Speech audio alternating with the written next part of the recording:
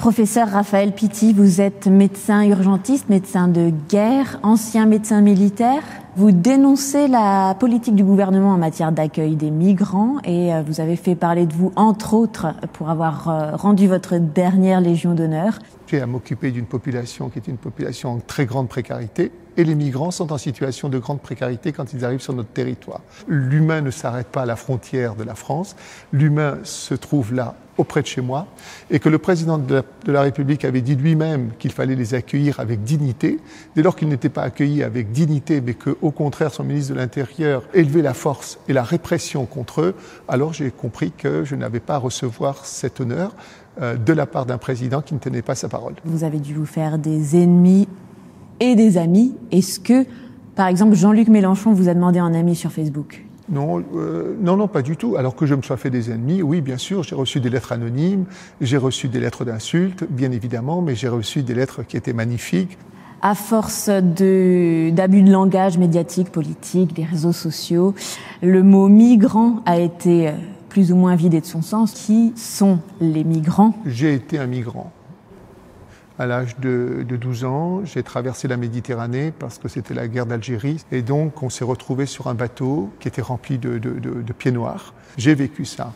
Et je l'ai vécu dans ma chair assez profondément, si vous voulez, surtout quand on est enfant, que la famille a explosé, que les parents ne sont pas là, etc., et qu'on vit dans cette situation-là. Et donc, je peux très facilement me mettre à la place des personnes qui sont obligées de quitter leur maison pour essayer d'avoir une vie meilleure. Lorsque vous voyez les conditions dans lesquelles ces gens acceptent de traverser, c'est-à-dire qu'ils prennent tous les risques, vous comprenez alors qu'il n'y a pas de possibilité de retour. Ou on réussit, d'accord, à traverser, ou on meurt. Quelle serait l'une des solutions pour un accueil digne des migrants, des réfugiés donc ? Ça ne peut pas être une loi concoctée par des fonctionnaires, soutenue par quelques hommes politiques. J'ai proposé que soient faites des assises de la migration. Il faut que toute la société civile se préoccupe de ce problème et que nous sachions ensemble, nous les Français, donner la réponse qui nous paraît la plus adéquate et par rapport à nos valeurs.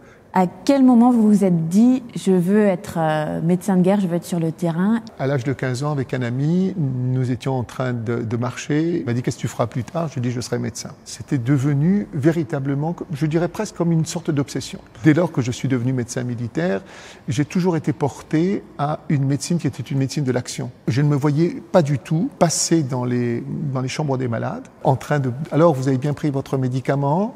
Est-ce que les guerres ont changé ces dernières décennies ? La forme de la guerre a changé par rapport à ces types d'armes, puisqu'on va vers le nucléaire, on va vers le neurotoxique, on va maintenant vers le biologique, etc. Donc des armes de plus en plus sophistiquées, dont le but est de tuer massivement. Pour le médecin, c'est justement toute la difficulté, c'est de pouvoir en permanence, face à ces situations-là pathologiques, c'est de pouvoir donner la meilleure réponse pour sauver le maximum de gens. Alors vous allez passer par une série de questions très rapides. Raphaël Pitti, vous êtes plutôt interview ou terrain ? Terrain. Foot ou golf ? Ni l'un ni l'autre. Sucré ou salé ? Salé. Végétarien ou carnivore ? Végétarien. Chat ou chien ? Chien. Légion d'honneur ou donneur kebab ? Je crois donneur kebab quand j'ai faim. Dr House ou Dr Queen ?